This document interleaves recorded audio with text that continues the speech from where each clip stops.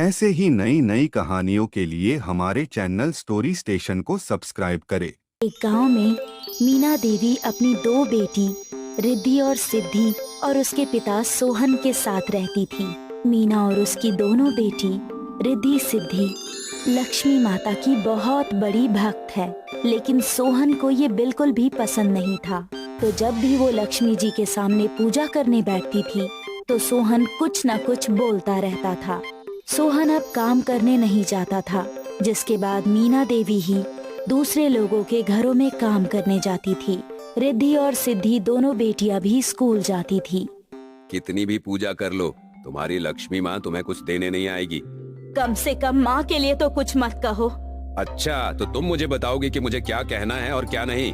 मैं जा रही हूँ, और जब रिद्धि सिद्धि आ जाए तो उनसे कह देना कि दिवाली आ रही है, तो माता के स्थान पर सफाई कर दे।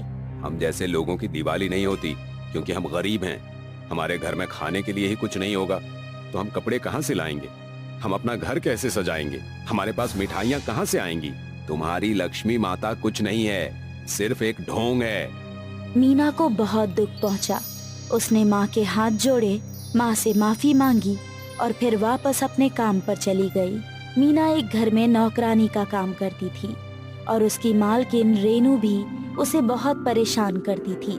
रेनू दिल की गरीब और पैसे की बहुत अमीर थी और उसे अपने पैसों का बहुत ज्यादा घमंड था, तो वो कम पैसे वालों को कुछ नहीं समझती थी। ओहो महारानी जी, आखिर आप आ ही गई, चलो अच्छा किया। मालकिन वो चुप रहो, तुमको पता नहीं है क्या कि दिवाली आने वाली है और दिवाली पर कितने सारे काम होते हैं, लेकिन तुम रोज रोज लेट ही आती हो। मैं तुम्हें नौकरी से निकाल दूंगी। माफ कीजिए मालकिन, मैं आ ही रही थी, बस थोड़ी सी लेट हो गई। मैं ध्यान से काम करूंगी। हाँ हाँ, मुझे पता है तू कहाँ कहाँ काम करने जाती है और सबको पागल बनाती है। कोई काम ढंग से नहीं करती है तू। नहीं नहीं मालकिन, ऐसा कुछ नहीं है। मीना ने अपना आज का काम खत्म किया और वापस घर चली गई। मीना अपने घर आई और उसने खाना बनाया। उसकी दोनों बेटियां रिद्धि और सिद्धि भी आ चुकी थी। खाना बनाने के बाद मीना ने सबसे पहले लक्ष्मी माता के लिए थाली में खाना निकाला और अपनी दोनों बेटियों से कहा, रिद्धि सिद्धि, बेटी दोनों जाओ और माता को भोग लगा दो। उसके बाद तुम ये खाना बाहर गाय को खिला देना। ठीक है माँ। सोहन भी चारपाई पर लेटा हुआ था और ये सुन रहा था। सोहन को बहुत गुस्सा आया और उसने मीना को सुनाना शुरू कर दिया। इस घर में इतना फालतू खाना है क्या कि जो बेवजह किसी मूर्ति को खिलाया जा रहा है और फिर उसको बाहर गाय के लिए फेंका जा रहा है। हम यहाँ एक एक रोटी के लिए मोहताज हैं और तुम हो कि एक पत्थर को खाना खिला रहे हो, उस पत्थर को जिसने तुम्हारे आज तक आंसू भी नहीं देखे हैं। हमारे घर में जो भी खाना है वो भी माता रानी की कृपा से ही है। भगवान के लिए कम से कम माँ के लिए ऐसा मत बोलिए। बस बहुत हो गया, आप बंद करो। इससे ज्यादा मुझसे बर्दाश्त नहीं किया जाएगा। तुम सब कुछ बर्बाद कर रही हो। एक दिन हमारी थाली में भी खाना नहीं रहेगा। सोहन ने माता की तस्वीर उठाई और उसे बाहर ले गया। मीना और उसकी दोनों बेटियां रिद्धि सिद्धि चिल्लाती रही, लेकिन सोहन नहीं माना और माता की तस्वीर ले गया। मीना का रो रो के बुरा हाल हो गया। उसने खाना भी नहीं खाया और रात को बाहर बैठकर रो रही थी। तभी वहाँ से एक छोटी सी बच्ची गुजरी, जिसने बहुत गंदे कपड़े पहने हुए थे और कपड़े फटे हुए थे। उस छोटी सी बच्ची में से बदबू आ रही थी और जिसके कपड़ों को देखकर लग रहा था कि छोटी मासूम बच्ची बहुत दिनों से नहाई नहीं है। जब उसने मीना को रोते हुए देखा तो उसने मीना से पूछा, आप रो क्यों रही है? कुछ नहीं बेटी, आज मेरी माता मुझसे दूर हो गई है। मेरी लक्ष्मी माता चली गई है। हे लक्ष्मी माता, आप मुझे सुन रही है तो मुझे माफ कर दीजिएगा। मैं आपको खुद से दूर कभी नहीं करना चाहती थी, लेकिन मैं मजबूर हूँ। मुझे माफ कर दीजिएगा। माँ, क्या मैं आपको माँ बुला सकती हूँ?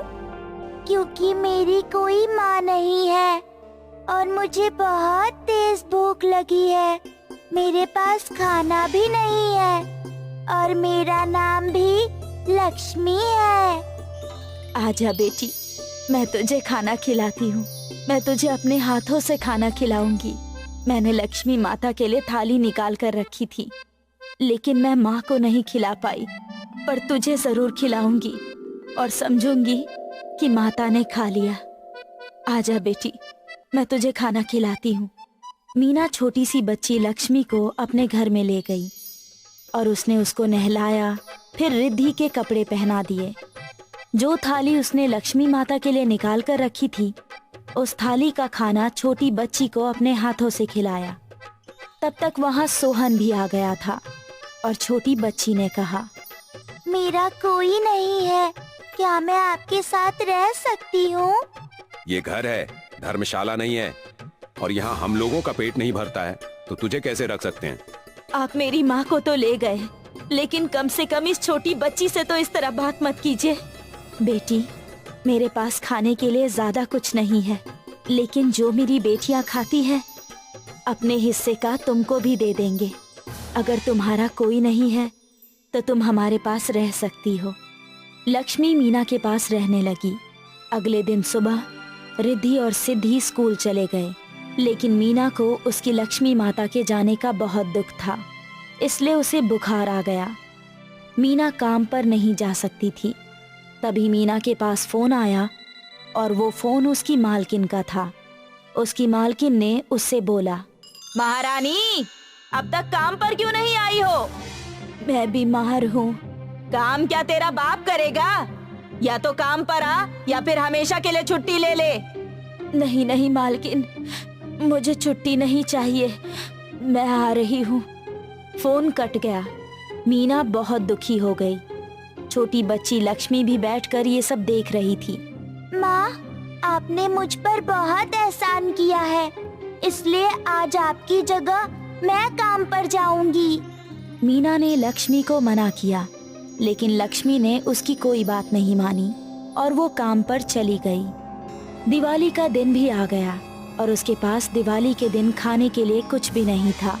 मीना अपनी तीनों बेटियों के साथ उदास बैठी थी और सोहन भी मीना को खरी खोटी सुना रहा था। लक्ष्मी माँ, मैं तुम्हारी पूजा करना चाहती हूँ और आज दिवाली के दिन भी तुम मेरे पास नहीं हो। मैं तुम्हारी पूजा कैसे करूँ? माँ होगी तभी आएगी ना।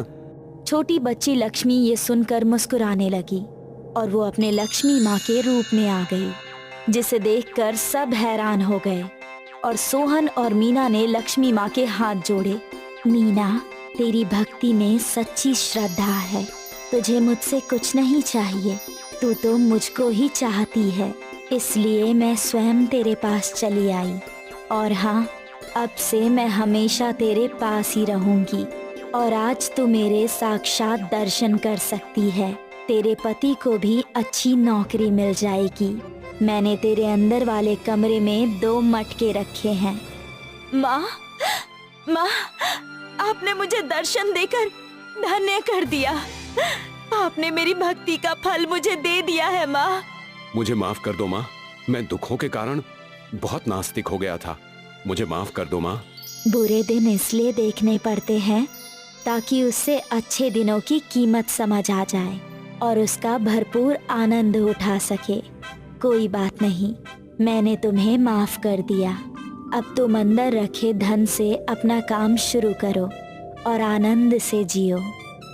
माँ लक्ष्मी अंतर्ध्यान हो गई और मीना, सोहन और उसकी दोनों बेटियों ने अंदर जाकर देखा तो वहाँ हीरे जवाहरात से भरे मटके रखे थे।